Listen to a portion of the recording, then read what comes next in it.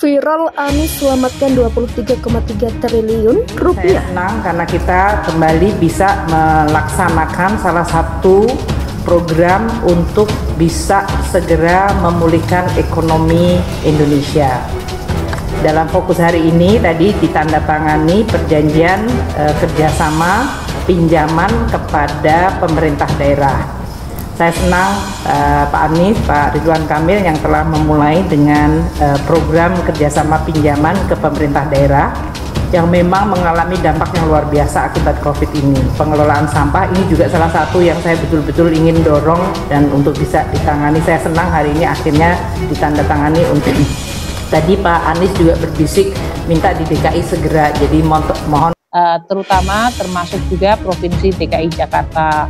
Itu ada 3,85 triliun. Untuk DKI Jakarta sendiri dari 5,16 triliun.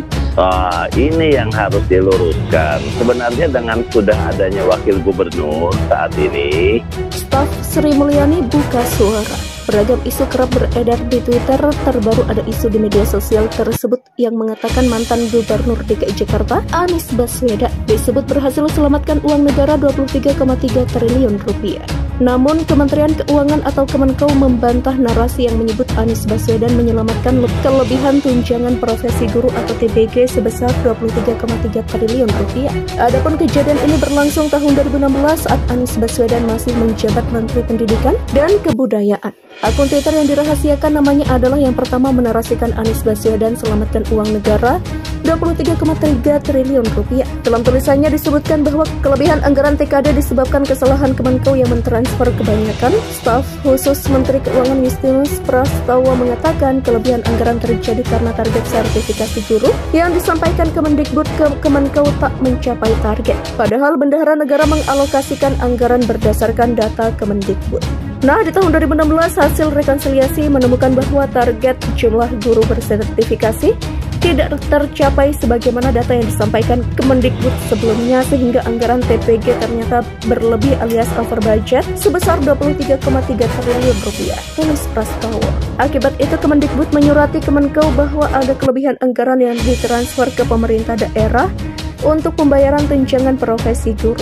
Hal itu dinilai wajar dan sesuai aturan karena hanya Kemendikbud yang tahu bahwa target sertifikasi yang disampaikan tidak tercapai sedangkan anggaran sudah terlanjur diminta. Setelah ada surat dari Kemendikbud, Kemenkeu menyampaikan kepada Pemda bahwa akan mengurangi anggaran dana alokasi khusus non-fisik sebesar 23,3 triliun rupiah. Lalu kelebihan anggaran tersebut kembali dimasukkan ke APBN. Jadi jelas Kemenkeu tak akan membiarkan setiap rupiah anggaran diselewengkan apalagi dijadikan bancakan. Mari bersama pastikan APBN kita selalu transparan dan akuntabel. Demikian jelasnya. Dengan adanya penjelasan ini, Prastowo meminta agar kelebihan anggaran tunjangan profesi guru senilai 23,3 triliun rupiah pada 2016 di era Anies Baswedan tidak perlu diperdebatkan lagi. Kemenkeu dan Menkeu Sri Mulyani Indrawati menjalankan tugas dan tanggung jawab. Kemendikbud dan Pak Anies dengan membuat laporan juga menjalankan tugas dan tanggung jawab. Kiranya tak perlu ada pertentangan baru, APBN diselamatkan dan ini baik buat rakyat.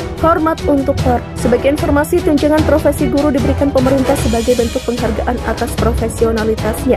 Tunjangan itu diberikan berdasarkan peraturan pemerintah nomor 41 tahun 2009 tentang tunjangan profesi guru dan dosen, tunjangan khusus guru dan dosen, serta tunjangan kehormatan profesi. Dalam hal ini, tunjangan profesi guru diberikan sebesar 1 kali gaji pokok tiap bulan untuk guru yang telah memiliki sertifikat pendidik dan memenuhi persyaratan.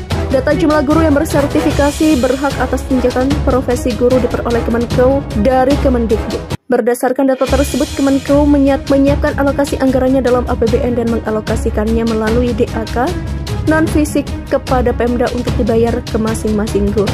Prastowo juga mengatakan Sri Mulyani Indrawati yang kala itu baru menjabat kembali Menteri Keuangan yang justru membereskan masalah itu malah jadi tertuduh. Dia menjelaskan TPG diberikan kepada para guru sebagai penghargaan atas profesionalitasnya. Pemberian TPG ini tertuang dalam aturan PP nomor 41 tahun 2009 dan diberikan guru yang telah memiliki sertifikat pendidik dan memenuhi persyaratan. Kebijakan ini dikeluarkan pemerintah era Presiden Susilo Bambang Yudhoyono. Adapun data jumlah guru yang bersertifikasi diperoleh dari Kemendikbud yang berdasarkan data diinput sekolah-sekolah pada sistem Dapodik kelolaan Kemendikbud Berdasarkan data tersebut, Kemenko menyiapkan alokasi anggarannya dalam APBN. Kemendikbud bersama Kemenko secara bertahap melakukan rekonsiliasi untuk memperbarui data jumlah guru bersertifikat.